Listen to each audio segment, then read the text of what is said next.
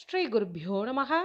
சர்வம் நீ காண்போர் அனைவருக்கும் வணக்கம். ஸ்ரீ சந்தான கோபால ஸ்தோத்திர பாராயணம் மற்றும் பாராயண பலன்கள் பற்றி இந்த பதிவில் காண்போம். ஸ்ரீ சந்தான கோபால ஸ்தோத்திரம் ஸ்ரீ கிருஷ்ணரை துதித்து புத்திர பாக்கியம், அதாவது குழந்தை பாக்கியம் வேண்டி பிரார்த்தனை செய்யும் ஒரு ஸ்தோத்திரமாகும். இதை தினமும் பாராயணம் செய்வதால் விரைவில் குழந்தை பாக்கியம் உண்டாகும்.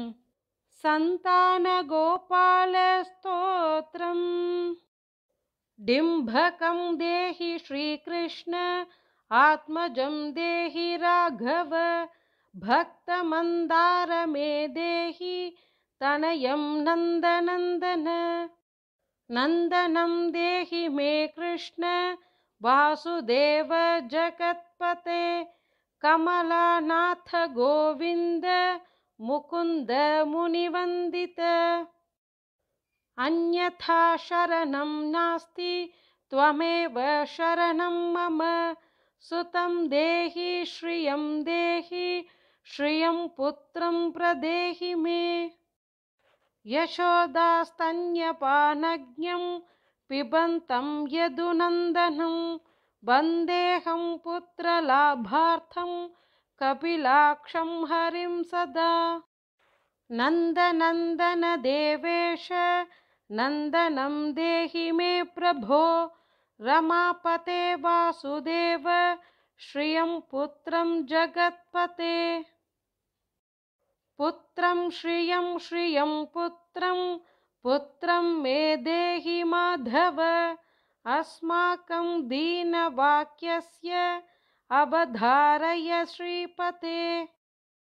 गोपाल डिम्भ गोविन्द वासुदेव रमापते अस्माकं डिम्भकं देहि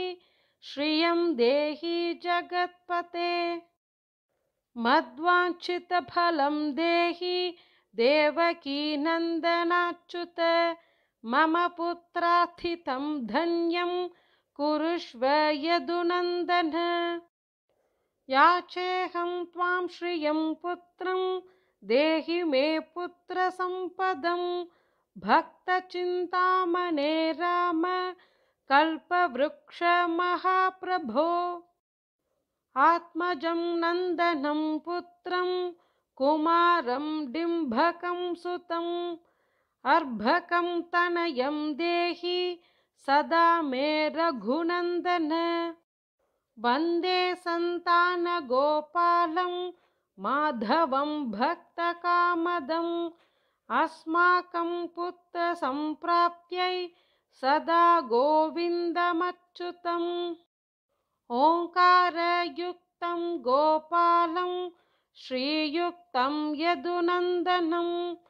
क्लींयुक्तं देवकीपुत्रं नमामि यदुनायकम्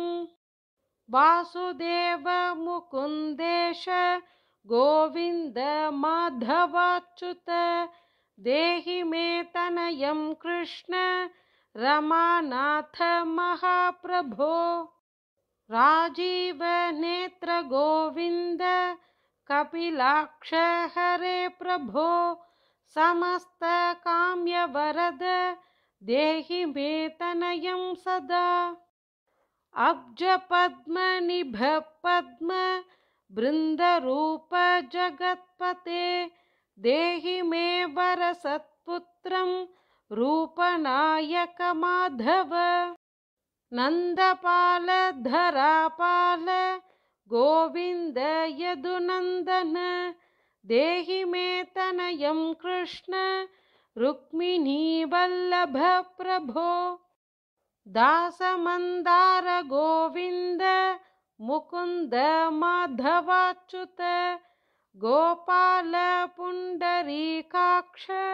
देहि मे तनयं श्रियं यदुनायक पद्मेश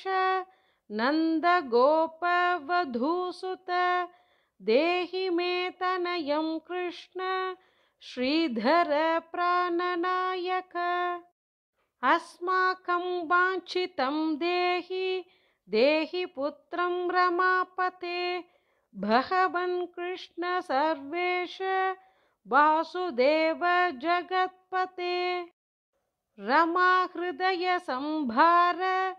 सत्यभामा मनः प्रिय देहि मे तनयं कृष्ण रुक्मिणी वल्लभ प्रभो।